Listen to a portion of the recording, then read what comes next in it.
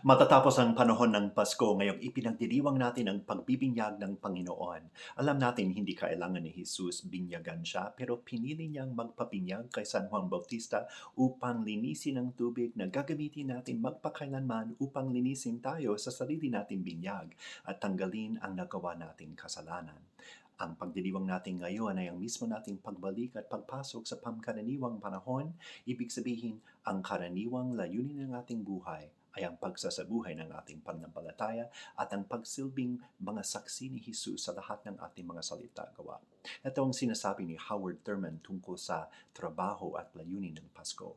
Nang nawala ang bituin sa langit, nakauwi ang mga hari at nakabalik ang mga pastol sa kanilang mga tupa, nag-uumpisa ang trabaho ng Pasko upang hanapin ang mga nawala, upang magpakain sa mga nagugutom, magpalaya sa mga nakukulong at magdala ng kapayapaan sa buong mundo.